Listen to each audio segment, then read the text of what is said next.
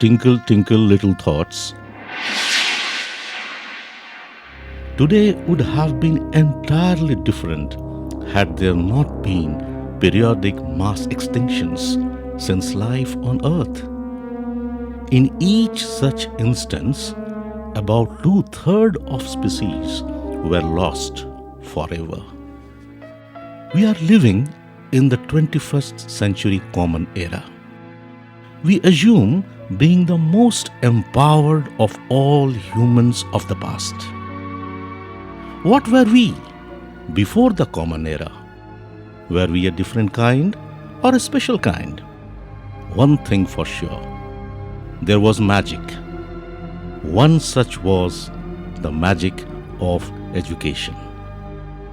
Long before the advent of Western university education, the Bolognas and the Oxfords of the world, the magic of education happened in the Indian subcontinent some 2,700 years ago. And centuries before that, India weaved knowledge with 14 vidyas or techniques and 64 kalas or crafts. Well, Takshashila's magic with education continued for 9 centuries. Its extinction, man-made or otherwise, unfortunately happened. Rest all ancient Indian universities too met with the same fate. Tinkle, tinkle, little thoughts.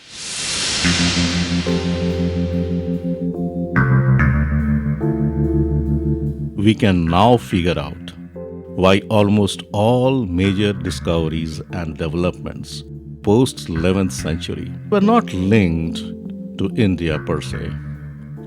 Can India's new education policy help reclaim the supreme glory of its ancient universities? With collective will, India will. Easy saying that. Can this be done?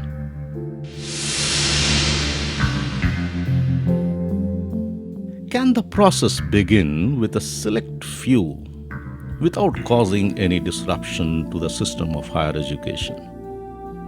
For those select few, let there be no interference of the state and external regulators. That will be required for teaching curriculum to thrive without any time constraints, till the desired knowledge is crystal clear to all learners and higher order outcome evidence support those. No need for formal examinations to segregate the failures from the promoted lot.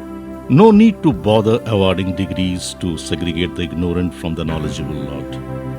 Instead, one driving need, unbounded research, supported all through, without any bias or favor, till meaningful culmination.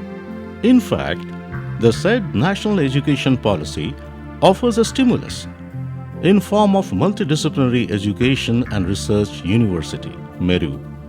Some such select few MERUs can be entirely modeled in the line of Takshashilas, backed by generous funding from public and private sources. No conditions attached. We have to let them excel with full freedom, setting the highest standards for the cultivation of knowledge, where right from the day one, students and scholars are able to pursue their discoveries based on their choice of electives and their preference for inquiries. Esteemed teachers, as gatekeepers of knowledge, are the sole authority to handpick or select pupils from across backgrounds and countries, all with a focus to unravel the hidden treasures for seminal contributions to the world of knowledge.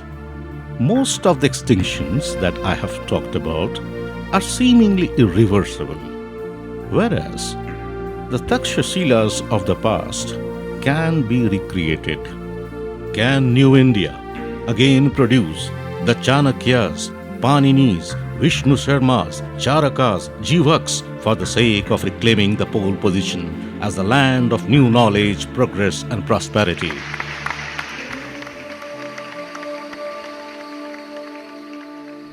India's knowledge will be worshipped everywhere. Your tinkle, tinkle, little thoughts.